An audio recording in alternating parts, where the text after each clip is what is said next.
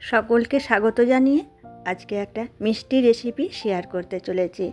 তার আগে বলি, আজ হচ্ছে রথযাত্রা উপলক্ষে আমার সকল ইউটিউব বন্ধুদেরকে, আমার ফ্যামিলিকে এবং ভাই বোনেদের জানাই শুভেচ্ছা ও ভালোবাসা। তা আজকে রথযাত্রা, আজকের দিনে মিষ্টি মুখ একটু না করলে কি হয়, তাই আজকে একটা মিষ্টি রেসিপি শেয়ার করছি। আর কি বানাবো সেটাও দেখো, তোমরা আমার সাথে থাকো, দেখতে থাকো। তা দেখো, নিয়েছি ছানাটা একদম জল ঝরিয়ে ভালো করে জাঁক দিয়ে তারপর এই যে নিয়ে এসেছি। আর সঙ্গে আছে পাকা আম, আর আছে চিনি। তা সবটাই আমি দেখিয়ে দেব কিভাবে বানাচ্ছি। দেখো, আর আমটা তো পাকা আম, এই যে আমটা আমি একদম পিস করে নিয়েছি খোসা বাদ দিয়ে। আর এক বাটি চিনি নিয়েছি আর ছানা নিয়েছি। তা এবার আমি ছানাটাকে একটা থালা নেব, নিয়ে তাতে সবটা রাখবো।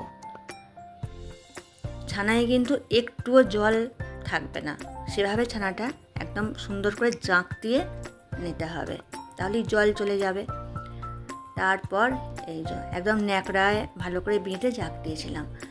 আর তারপর এই যে ছানাটাকে আমি এই যে থালায় নিয়েছি, নিয়ে এবার ভালো করে ভেঙে নিচ্ছি, যেন একটুও মানে ডালা না থাকে। খুব সুন্দর করে একদম ভেঙে নিচ্ছি। চামচের সাহায্যে আমি ভাঙছি, তবে এটা হাতের সাহায্যেও সুন্দর করে ভেঙে নেওয়া যাবে। এরপর আমি চিনি দিচ্ছি।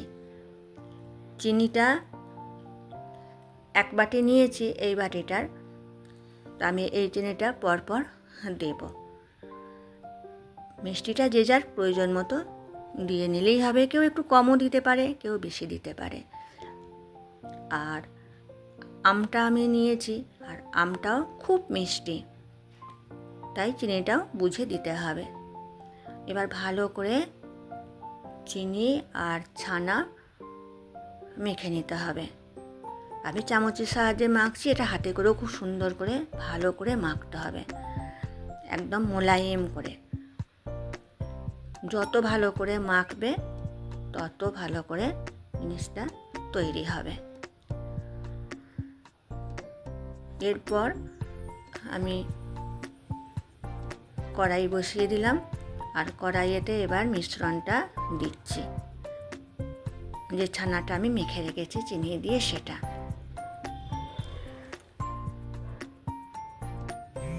দিয়ে ভালো করে আমি এবার নাড়বো। পুরো মিশ্রণটা একটু একটু করে দিয়ে দিচ্ছি। আর গ্যাসের ফ্লেমটা আমি লো টু মিডিয়াম রেখেছি, কারণ বেশি মাত্রা দেওয়া চলবে না, তাতে তলায় বসে যাবে। তাই লো টু মিডিয়াম রেখে আস্তে আস্তে এটা নাড়তে থাকবো।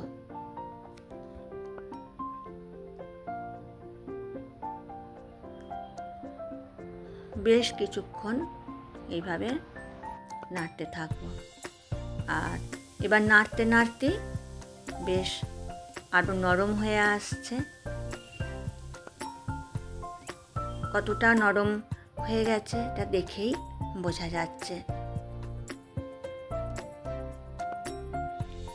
আর চারদিক থেকে বেশ মানে ফুটছে আস্তে আস্তে গরম পেয়ে। তা এইভাবে এটাকে ভালো করে এইভাবে নেড়ে নেব।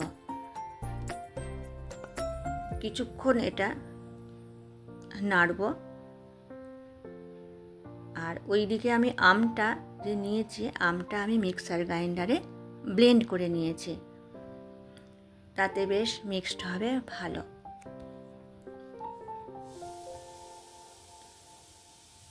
দেখেছো বন্ধুরা, কত সুন্দর নরম হয়ে গেছে।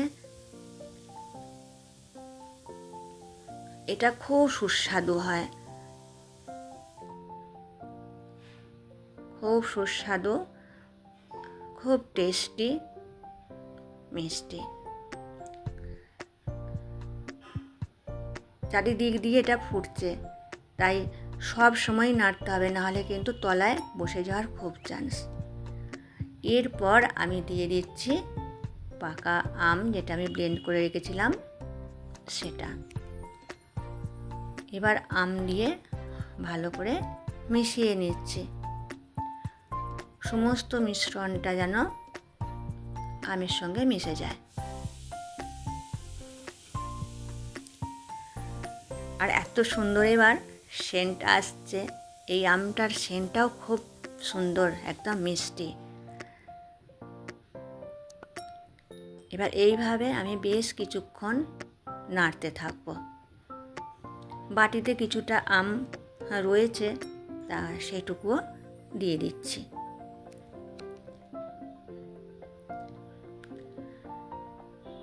এই যে টকবক করে ফুটছে। আর আমি কিন্তু গ্যাসের বার্নারটা মিডিয়াম রেখেছি, দিয়ে নাড়ছি।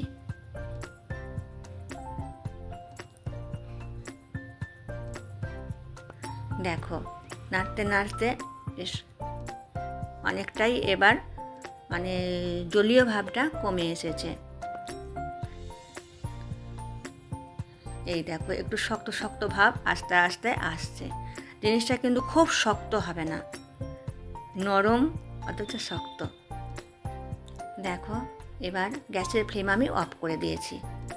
আর অফ করে দিয়ে কিছুক্ষণ এই গরম কড়াইয়েতে এদিক ওদিক করে খুন্তি দিয়ে নেড়ে নিচ্ছি। এতে পাকটা খুব ভালো হয়। যত এইভাবে আস্তে আস্তে পাক করবে তত জিনিসটা টেস্টি হবে।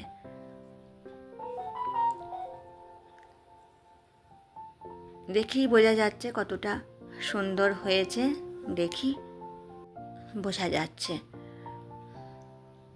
এই যে কত সুন্দর হয়েছে। এরপর একটা জায়গা নিয়ে আমি এটা আস্তে আস্তে তুলে রাখবো। এই যে কত সুন্দর, একদম যেন দানা দানা, মানে কি বলবো, এত সুন্দর গন্ধ আসছে না মিষ্টি। এবারে আমার কিচেন এবারে মোমো করছে। এবারে আমি তুলে নিচ্ছি, এইভাবে তুলে নিলাম। সমস্ত জিনিসটাই আমি তুলে নেব। তোমরা অনেকেই বুঝতে পারছো এটা আমি কি মিষ্টি তৈরি করলাম। আজকে তৈরি করছি রথের স্পেশাল আম সন্দেশ। এরপর আমি যে তুলে নিলাম, আমি পরপর স্টেপ বাই স্টেপ তোমাদেরকে দেখাচ্ছি, দেখবে কতটা সুন্দর হবে লাস্ট ফিনিশিং। সবটাই তুলে নিয়েছি। এরপর এটাকে আমি খুন্তির সাহায্যে ভালো করে একটা শেপ দিয়ে নিচ্ছি। খুব সুন্দর করে মোটা করে একটা শেপ দিয়ে নিচ্ছি। আর নিজেরা যদি এরকম বানানো যায় এত আনন্দ হয়, আর খাঁটি জিনিসটা পাওয়া যায়। দোকানে অনেক সময় আমরা অনেক কিছুই কিনে খাই, কিন্তু তার থেকেও বাড়িতে বানালে খাঁটি জিনিস পাওয়া যায়, আর টেস্টও অনেক ভালো হয়।